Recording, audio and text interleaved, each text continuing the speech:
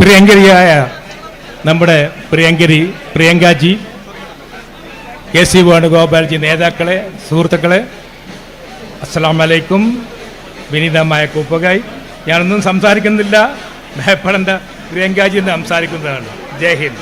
വിജയിപ്പിക്കുക വമ്പിച്ച ഭൂരിപക്ഷത്തോടെ.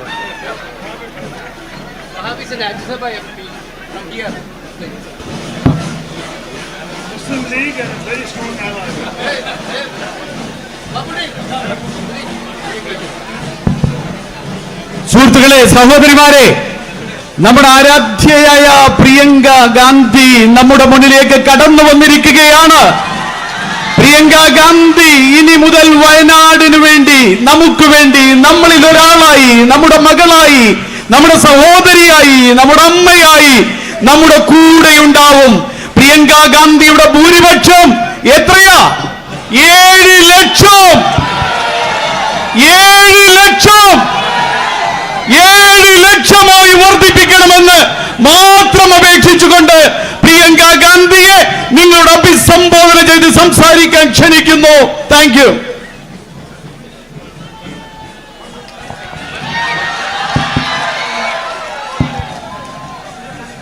My dearest sisters and brothers, എൻ്റെ ഏറ്റവും സ്നേഹം നിറഞ്ഞ സഹോദരി സഹോദരന്മാരെ, thank you very, very much for waiting for me and for being here to listen to me today. എനിക്ക് വേണ്ടി കാത്തു നിന്നതിനും അതുപോലെ എന്നെ കേൾക്കാനായി നിങ്ങൾ ഇവിടെ വന്നു ചേർന്നതിനും ഞാൻ നിങ്ങളോട് വളരെയധികം നന്ദി പറയുന്നു. And more than anything else, thank you for the immense love that you have shown me in the last 2 days that I have been campaigning here. എല്ലാറ്റിനും ഉപരിയായി ഞാൻ പ്രചരണത്തിന് വേണ്ടി ഇവിടെ വന്ന കഴിഞ്ഞ 2 ദിവസങ്ങളിൽ നിങ്ങൾ എനിക്ക് നൽകിയ ഇത്രയും വലിയ സ്നേഹത്തിന് ഞാൻ നിങ്ങളോട് നന്ദി പറയുകയാണ്. Now I know how much you love Rahul. ഇപ്പൊ എനിക്കറിയാം നിങ്ങൾക്ക് രാഹുലിനെ എത്രമാത്രം സ്നേഹമുണ്ടെന്ന് ഇപ്പൊ എനിക്ക് മനസ്സിലാകുന്നുണ്ട്. I always knew how much he loves you. കാരണം എനിക്ക് നേരത്തെ അറിയായിരുന്നു, എപ്പോഴും അറിയായിരുന്നു രാഹുലിന് നിങ്ങളോട് എത്രമാത്രം സ്നേഹമുണ്ടെന്ന് എനിക്ക് നേരത്തെ അറിയായിരുന്നു. ഇന്ന് നിങ്ങൾക്ക് അദ്ദേഹത്തോട് എത്രമാത്രം സ്നേഹമുണ്ടെന്ന് എനിക്ക് മനസ്സിലാകുന്നു. But in the last 2 days I have really felt your love and I have understood how deep this bond is between you and him. കഴിഞ്ഞ 2 ദിവസങ്ങളിൽ നിങ്ങളുടെ സ്നേഹം എത്രമാത്രം ഉള്ളതാണെന്ന് ഞാൻ മനസ്സിലാക്കി. അതുപോലെ രാഹുലും നിങ്ങളും തമ്മിലുള്ള ബന്ധം എത്ര ആഴത്തിലുള്ളതാണെന്നും കഴിഞ്ഞ 2 ദിവസങ്ങൾ കൊണ്ട് ഞാൻ മനസ്സിലാക്കി കഴിഞ്ഞു. And I want to say what a great honor it is for me that I am standing as the candidate, the UDF candidate in this election, and that I am in some way benefiting from this great love that you share with my brother.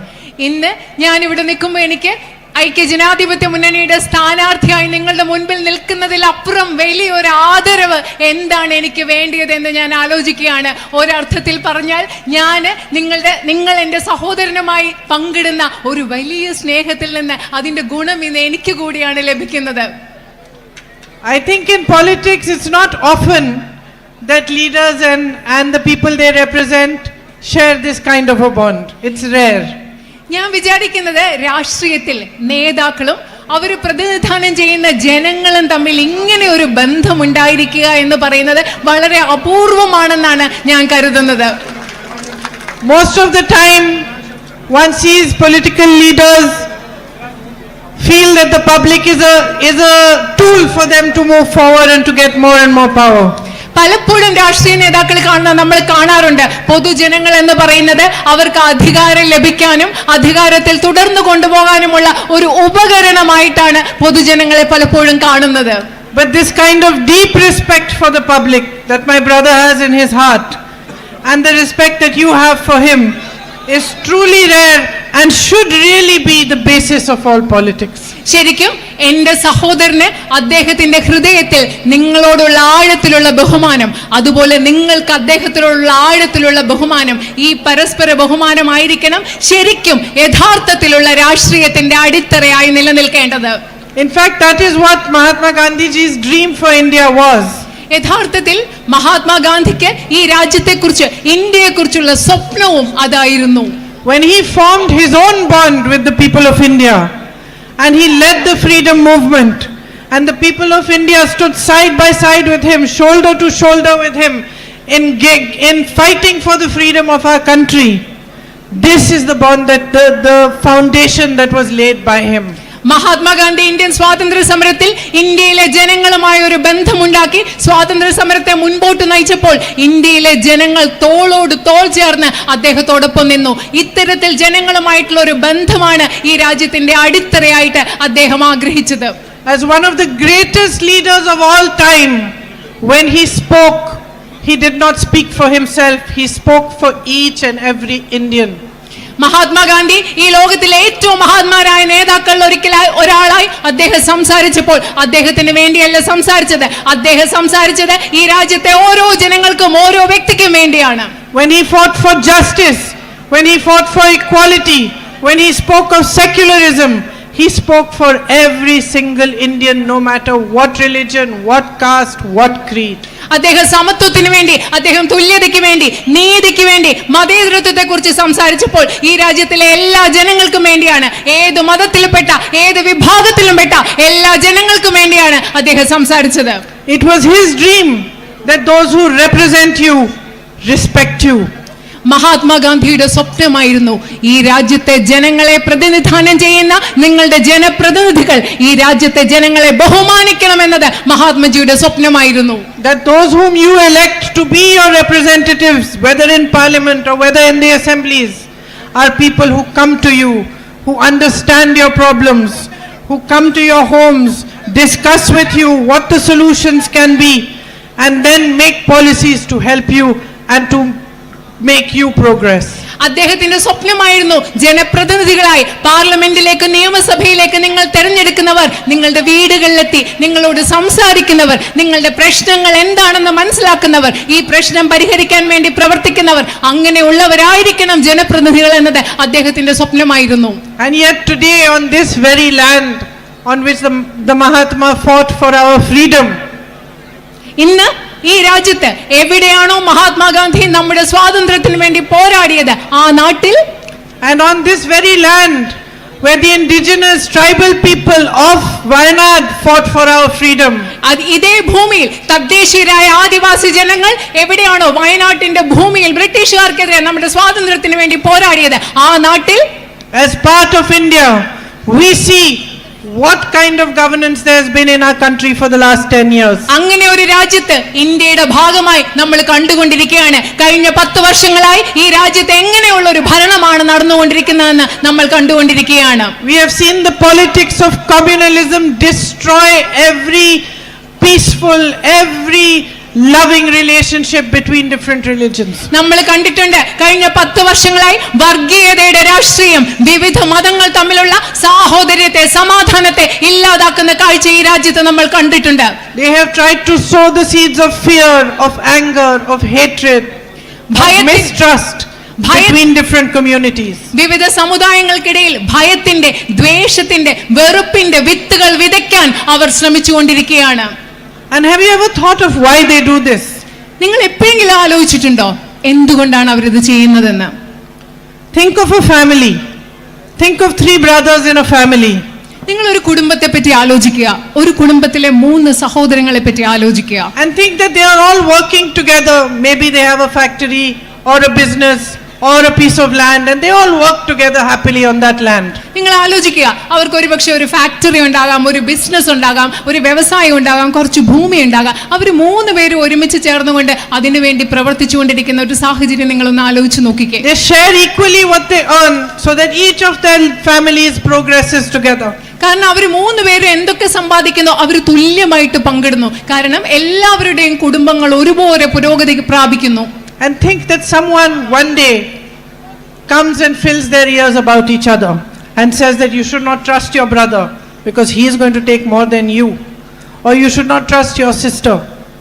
Think what will happen. ഇങ്ങനെ സന്തോഷമായിട്ട് ജീവിച്ചിരിക്കുന്ന സഹോദരങ്ങളുടെ ഇടയിലേക്ക് നിങ്ങളൊന്ന് ആലോചിച്ച് നോക്കുക. ഒരു ദിവസം ഒരാൾ വന്ന് അങ്ങോട്ടും ഇങ്ങോട്ടും പറഞ്ഞു കൊടുക്കുന്നു, നിങ്ങൾ നിങ്ങളുടെ സഹോദരനെ വിശ്വസിക്കരുത്, കാരണം ആ സഹോദരൻ നിങ്ങളെക്കാൾ കൂടുതൽ സഹോദരന് പൈസ ഉണ്ടാവും അല്ലെങ്കിൽ സഹോദരിക്ക് ഉണ്ടാകും എന്ന് പരസ്പരം അവരുടെ ഇടയിൽ ഒരാൾ വന്ന് പറയുന്ന അവസ്ഥ നിങ്ങളൊന്ന് ആലോചിച്ച് നോക്കിക്കേ. the strength of that family will be divided. ഇത് നടക്കുമ്പോൾ എന്താ സംഭവിക്കുന്നത്? ആ കുടുംബത്തിന്റെ ഐക്യം, ആ കുടുംബത്തിന്റെ ശക്തി ഇല്ലാതെ അവർ വിഭജിച്ചു പോകും. They will fight. അവർ അങ്ങോട്ടും ഇങ്ങോട്ടും പരസ്പരം പോരാടും. And no family, no country can benefit from this kind of a fight. ഇങ്ങനെ പരസ്പരമുള്ള ഒരു പോരാട്ടത്തിൽ നിന്ന് ഒരു കുടുംബത്തിന് ഗുണമുണ്ടാവില്ല. അതുപോലെ ഒരു രാജ്യത്തിനും അതിനുള്ളിലെ ആളുകൾ പരസ്പരം പോരാടുമ്പോൾ ഒരിക്കലും ഗുണമുണ്ടാവില്ല. If this were to happen in a family, then the person sowing those seeds of mistrust would be the only one who would benefit from the fight. ഇങ്ങനെ ഒരു കുടുംബത്തിൽ ഒരു സാഹചര്യം ഉണ്ടാവുകയാണെങ്കിൽ ആ കുടുംബത്തിലെ ആളുകളുടെ ഇടയിൽ അവിശ്വാസത്തിന്റെ വിത്ത് പാകിയ ആളാണോ ആ ആളിന് മാത്രമായിരിക്കും ഈ കുടുംബാംഗങ്ങളുടെ ഇടയിൽ ഉണ്ടാകുന്ന ഒരു പോരാട്ടത്തിൽ നിന്ന് ഗുണമുണ്ടാവുക. And in the same way, this happens in politics. ഇതേ രീതിയിലാണ് രാഷ്ട്രീയത്തിലും നടന്നുകൊണ്ടിരിക്കുന്നത്. When you are told to fight each other, somebody is benefiting. നിങ്ങൾ ഓർക്കുക, നിങ്ങളോട് പരസ്പരം പോരാടാൻ പറയുമ്പോൾ ആർക്കോ ഇതിന്റെ ഗുണം കിട്ടിക്കൊണ്ടിരിക്കുകയാണ്. Somebody is using your emotions. നിങ്ങളുടെ വികാരങ്ങള് ആരോ ഉപയോഗിച്ചു കൊണ്ടിരിക്കുകയാണ്. And most of the time, it is the one who is sowing these seeds within you that is benefiting. കൂടുതൽ സമയത്തും നിങ്ങളുടെ ഉള്ളിൽ വിദ്വേഷത്തിന്റെ വിഭാഗീയതയുടെ വിത്തുകൾ പാകുന്നത് ആരാണോ അവരാണ് ഇതിൽ നിന്ന് ഗുണമുണ്ടാക്കിക്കൊണ്ടിരിക്കുന്നതെന്ന് നിങ്ങൾ മനസ്സിലാക്കണം. So the result of this kind of politics ruling us at the center for the last 10 years has been that you have been constantly distracted. കാരണം നമ്മുടെ രാജ്യത്തെ കഴിഞ്ഞ 10 വർഷങ്ങളായി ഇത്തരത്തിൽ ഭരിച്ചുകൊണ്ടിരിക്കുന്ന ഒരു രാഷ്ട്രീയത്തിന്റെ റിസൾട്ട്, ഈ രാഷ്ട്രീയത്തിന്റെ ഫലമായി സംഭവിക്കുന്നതെന്ന് വെച്ചാൽ നിങ്ങളുടെ ശ്രദ്ധ എപ്പോഴും നിരന്തരമായി നിങ്ങളുടെ ശ്രദ്ധ വ്യതിചലിപ്പിച്ചുകൊണ്ട് മാറ്റിക്കൊണ്ടിരിക്കുകയാണ്. And while you are distracted, while fear is being sowed in your hearts, somebody else is benefiting. The Prime Minister's big business friends, 5 or 6 of them, are reaping all the benefits of your distraction. നിങ്ങളുടെ ശ്രദ്ധ മാറ്റിക്കൊണ്ടിരിക്കുമ്പോൾ, നിങ്ങളുടെ മനസ്സിലൊക്കെ ഭയം ഇങ്ങനെ വിതച്ചുകൊണ്ടിരിക്കുമ്പോൾ ഇവിടെ കുറച്ചു പേർക്ക് ഗുണമുണ്ടാവുന്നുണ്ട്. ആർക്കാണ്? പ്രധാനമന്ത്രിയുടെ സുഹൃത്തുക്കളായ അതിസമ്പന്നരായ 5 or 6 വലിയ വ്യവസായികൾക്ക് ഇതിന്റെ ഫലം ഗുണമുണ്ടായിക്കൊണ്ടിരിക്കുകയാണ്. Without us even realizing, the public even realizing, all the ports, airports, subsidiaries of PSUs, big road projects, you name it, everything has been handed over to his businessmen. നമ്മൾ ആരും തിരിച്ചറിയുന്നതിന് മുമ്പ്, ഇവിടുത്തെ സാധാരണ ജനങ്ങൾ മനസ്സിലാക്കുന്നതിന് മുമ്പ് ഈ രാജ്യത്തെ തുറമുഖങ്ങൾ, ഈ രാജ്യത്തെ എയർപോർട്ടുകൾ, ഈ രാജ്യത്തെ റോഡുകൾ നിർമ്മിക്കാനുള്ള കരാറുകൾ, അതുപോലെ പൊതുമേഖലാ സ്ഥാപനങ്ങളുടെ അനുബന്ധ സ്ഥാപനങ്ങൾ ഇതെല്ലാം പ്രധാനമന്ത്രിയുടെ സുഹൃത്തുക്കളായ വലിയ ബിസിനസ്സുകാർക്ക് നൽകിക്കൊണ്ടിരിക്കുകയാണ്. 16 lakh crores of rupees of loans have been written off for them. അവരുടെ 16 ലക്ഷം കോടി രൂപ വരുന്ന കടങ്ങൾ എഴുതി തള്ളുകയുണ്ടായി. And what about the farmers of our country? What about their loans? നമ്മുടെ രാജ്യത്തെ അവരുടെ 16 ലക്ഷം കോടി വരുന്ന തുക ലോണുകൾ, കടങ്ങൾ എഴുതി തള്ളിയപ്പോൾ നമ്മുടെ നാട്ടിലെ കർഷകരുടെ കടങ്ങൾക്ക് എന്താണ് സംഭവിച്ചത്? What about the much promised MSP for your rubber crop? നിങ്ങളുടെ റബ്ബറിന് വേണ്ടി അവർ വാഗ്ദാനം ചെയ്ത മിനിമം താങ്ങുവിലയ്ക്ക് എന്താണ് സംഭവിച്ചത്?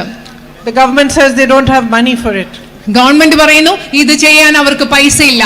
You educate your children, you work hard, you set up your own businesses, you work in the fields, you do whatever you can so that your children should be educated. നിങ്ങൾ നിങ്ങളുടെ കുട്ടികളെ പഠിപ്പിക്കാൻ വേണ്ടി നിങ്ങൾ business ഉണ്ടാക്കുന്നു, നിങ്ങൾ കർഷക തൊഴിൽ ചെയ്യുന്നു, നിങ്ങൾ നിങ്ങളുടെ കുട്ടികളെ പഠിപ്പിക്കാൻ വേണ്ടി നിങ്ങൾക്ക് സാധ്യമായതെല്ലാം നിങ്ങൾ ചെയ്യുകയാണ്. And what do you face?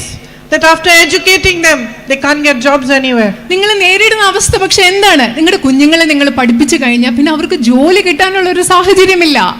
Because there is no focus on manufacturing, there is no focus on small businesses. All these shops I see in front, the ice store, this one, Diadem Medicals, the bakery, the Fusion World, all these are your small businesses. What has happened in the last 10 years?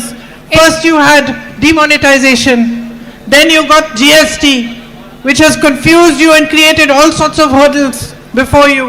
നിങ്ങൾ കുട്ടികൾക്ക് ജോലി വേണം, പക്ഷെ ജോലിയില്ല. കാരണം നമ്മൾ ഉൽപാദന മേഖലയിൽ ശ്രദ്ധിക്കുന്നില്ല. ഇവിടെയുള്ള ഐ സ്റ്റോർ ഉണ്ട്, ഗോൾഡ് സിറ്റി ഉണ്ട്, ഇതുപോലെ ധാരാളം കടകളുണ്ട്. ഇങ്ങനത്തെ ചെറിയ ചെറിയ കടകളിൽ ചെറിയ ചെറിയ വ്യാപാര സ്ഥാപനങ്ങളിൽ തൊഴിലുണ്ടാക്കുന്നതിനെ പറ്റി അവർ ശ്രദ്ധിക്കുന്നില്ല. ഗവൺമെന്റിന്റെ നോട്ട് നിരോധനവും GSTയും ഒക്കെ വന്ന ശേഷം, ചരക്ക് സേവന നികുതിയൊക്കെ വന്ന ശേഷം ഈ ചെറിയ സ്ഥാപനങ്ങളെ, വ്യാപാര സ്ഥാപനങ്ങളെ മുഴുവൻ ആശയക്കുഴപ്പത്തിലാക്കുകയാണ് ഉണ്ടായത്. No policies have been made to strengthen you. നിങ്ങളെ ശക്തിപ്പെടുത്തുന്നതിന് വേണ്ടി ഈ രാജ്യത്ത് ഒരു നയങ്ങളും ഉണ്ടാക്കുന്നില്ല. To strengthen agriculture. കൃഷിയെ, കാർഷിക വൃത്തിയെ ശക്തിപ്പെടുത്താനുള്ള നയങ്ങൾ ഇവിടെ ഉണ്ടാകുന്നില്ല. Where houses should be given to tribal peoples, their rights on their land should be given to them. Better access to healthcare, better access to education should be given to them. What has happened? Their lands are being snatched away from them in state after state and handed over to the Prime Minister's businessmen friends. നമ്മുടെ ആദിവാസി സമൂഹത്തിൽപ്പെട്ടവർക്ക് മെച്ചപ്പെട്ട വീടുകൾ നൽകണം, അവർക്ക് ആരോഗ്യ സൗകര്യങ്ങൾ നൽകണം, വിദ്യാഭ്യാസ സൗകര്യങ്ങൾ നൽകണം. പക്ഷെ അതിനു പകരം ഈ രാജ്യത്ത് എന്താണ് സംഭവിക്കുന്നത്? നമ്മുടെ ആദിവാസി സമൂഹത്തിൽപ്പെട്ടവരുടെ ഭൂമി എടുത്തു മാറ്റി പ്രധാനമന്ത്രിയുടെ സുഹൃത്തുക്കളായ സമ്പന്നരായ വ്യവസായികൾക്ക് നൽകുകയാണ് ഈ രാജ്യത്ത് നടന്നുകൊണ്ടിരിക്കുന്നത്. A disaster takes place in Wayanad. There is a massive landslide. People lose their livelihood. People lose their entire families. I met little children who had lost every single member of their family. വയനാട്ടിൽ ഒരു വലിയ പ്രകൃതി ദുരന്തം നടന്നു, മണ്ണിടിച്ചിൽ നടന്നു, ഉരുൾപൊട്ടൽ നടന്നു. അവിടെ ജീവിതത്തിലെല്ലാം നഷ്ടപ്പെട്ട, കുടുംബങ്ങൾ നഷ്ടപ്പെട്ട അവരെ ഞാൻ കണ്ടു, വീടുകൾ നഷ്ടപ്പെട്ട, ജീവനോപാധി നഷ്ടപ്പെട്ടവരെ കണ്ടു, എല്ലാം നഷ്ടപ്പെട്ട കൊച്ചു കുഞ്ഞുങ്ങളെ ഞാൻ അവിടെ കണ്ടു.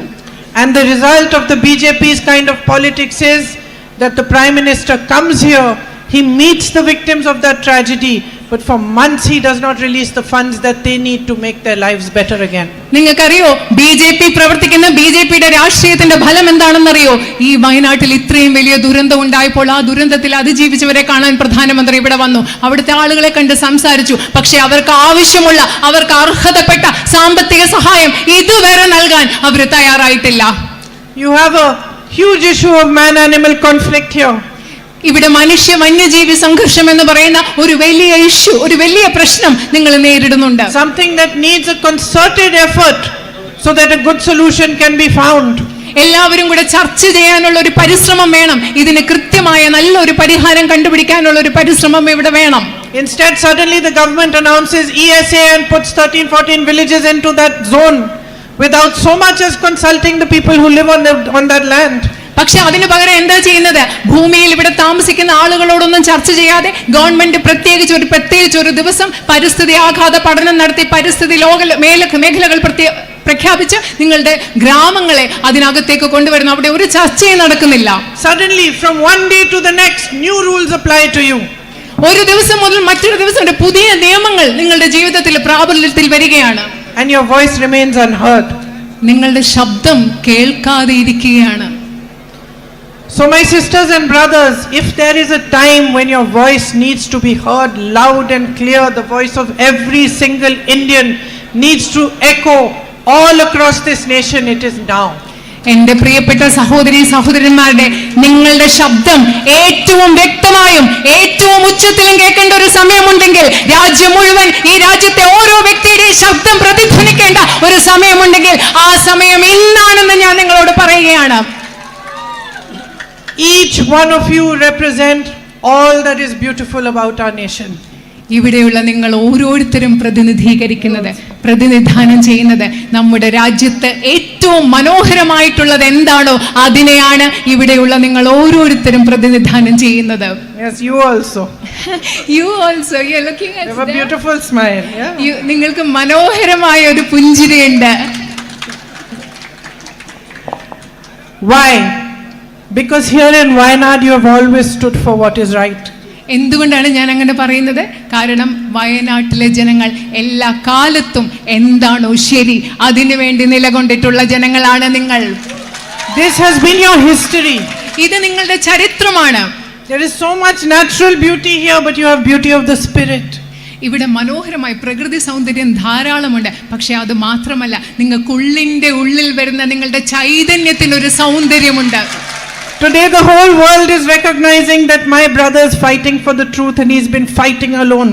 ഇന്ന് ലോകം മുഴുവൻ തിരിച്ചറിയുകയാണ് എന്റെ സഹോദരൻ സത്യത്തിന് വേണ്ടി പോരാടിക്കൊണ്ടിരിക്കുകയാണ്, സത്യത്തിന് വേണ്ടി അദ്ദേഹം തനിയെ പോരാടിക്കൊണ്ടിരിക്കുകയാണെന്ന് ഇന്ന് ലോകം മുഴുവൻ തിരിച്ചറിയുന്നു. But you, my sisters and brothers, recognized it the minute you saw his face. പക്ഷേ ലോകം മുഴുവൻ ഇന്നത് തിരിച്ചറിയുമ്പോൾ എൻ്റെ സഹോദരി സഹോദരന്മായ നിങ്ങൾ ഓരോരുത്തരും അദ്ദേഹത്തിന്റെ മുഖം കണ്ട നിമിഷം അദ്ദേഹം സത്യത്തിന് വേണ്ടി പോരാടുന്ന ആളാണെന്ന് നിങ്ങൾ തിരിച്ചറിഞ്ഞു. You are the light that the whole of India should see. Where Hindus, Muslims, Christians live as brothers and sisters. No fighting, no anger, no hatred. നിങ്ങൾ ഇന്ത്യ മുഴുവൻ കാണേണ്ട പ്രകാശമാണ് ഇവിടെയുള്ള ജനങ്ങൾ. ഇവിടെ ഹിന്ദുവും മുസ്ലിം ക്രിസ്ത്യാനിയും ഒരു പ്രശ്നവുമില്ലാതെ ഒരുമിച്ച് സാഹോദര്യത്തോടെ ജീവിക്കുന്ന നിങ്ങൾ എന്ന് പറയുന്നത്. You are the dream that Mahatma Gandhi dreamt. Mahatma Gandhi കണ്ട സ്വപ്നമാണ് നിങ്ങൾ, ഇവിടെയുള്ള വയനാട്ടിലെ ജനങ്ങൾ.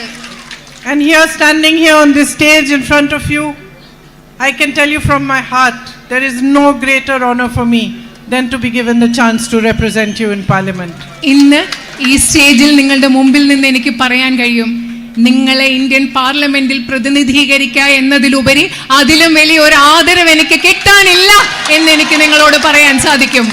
Plus, I have been a housewife now for 30 years, more than 30 years. So I have a really loud voice. My husband will tell you. ഞാൻ 35 വർഷമായി വീടൊക്കെ നോക്കുന്ന ഒരു വീട്ടമ്മയാണ്. അതുകൊണ്ട് എനിക്ക് നല്ല ശബ്ദമുള്ള ഉയർച്ചയുള്ള ഒരു ശബ്ദമുണ്ട്. എൻ്റെ ഹസ്ബൻഡ് അത് നിങ്ങളോട് പറയും. And when I fight, sisters, I really fight. ഞാൻ ഫൈറ്റ് ചെയ്യുമ്പോൾ ഉണ്ടല്ലോ എൻ്റെ സഹോദരിമാരെ, നിങ്ങൾക്ക് അറിയാവുന്ന പോലെ ഞാൻ നല്ല ഫൈറ്റ് ചെയ്യുമ്പോൾ, യുദ്ധം ചെയ്യുമ്പോൾ, വഴക്കുണ്ടാക്കുമ്പോൾ ഞാൻ നല്ല ശക്തമായിട്ട് പോരാടുന്ന ആളാണ്. So you have a fighter here for you. If you choose to support me and you choose to make me your MP, I will not disappoint you. I will raise your voice on every platform. നിങ്ങൾക്ക് അതുകൊണ്ട് എൻ്റെ സഹോദരിമാരെ, നിങ്ങൾക്ക് ഇവിടെ ഒരു പോരാളിയുണ്ട്. നിങ്ങൾക്ക് വേണ്ടി പോരാടാനുള്ള ഒരു പോരാളി ഇവിടെയുണ്ട്. നിങ്ങളുടെ ശബ്ദം ഇന്ത്യൻ പാർലമെന്റിലും എല്ലാ വേദികളിലും ഞാൻ ഉയർത്തും. നിങ്ങളെ ഒരിക്കലും ഞാൻ നിരാശപ്പെടുത്തുകയില്ല. But you have already accepted me as your family, and you are, as I said, my sisters and brothers. So I have already dedicated myself, and I want you to know that I will be committed to you for the rest of my life. പക്ഷേ നിങ്ങൾ ഇപ്പോൾ തന്നെ നിങ്ങളുടെ കുടുംബമായിട്ട് എന്നെ ഉൾക്കൊണ്ടു, നിങ്ങളുടെ കുടുംബമായിട്ട് എന്നെ അംഗീകരിച്ചിരിക്കുന്നു. ഞാൻ നിങ്ങളോട് ഇപ്പോൾ തന്നെ നിങ്ങളുടെ സേവനത്തിൽ ഞാൻ എന്നെ സമർപ്പിച്ചിരിക്കുകയാണ്. ഞാൻ എല്ലാ കാലവും നിങ്ങളോട് പ്രതിബദ്ധതയുള്ളവളായിരിക്കും എന്ന് ഞാൻ നിങ്ങളോട് ഉറപ്പ് നൽകുകയാണ്. നിങ്ങളുടെ സേവനത്തിന് വേണ്ടി ഞാൻ എന്നെ സമർപ്പിക്കുകയാണ്. Thank you for all the love you have given me and all the respect you are giving me. I will not let you down. നിങ്ങൾ നൽകിയ എല്ലാ സ്നേഹത്തിനും ബഹുമാനത്തിനും ഞാൻ നന്ദി പറയുന്നു. നിങ്ങളെ ഞാൻ ഒരിക്കലും നിരാശപ്പെടുത്തുകയില്ല. Thank you. നന്ദി.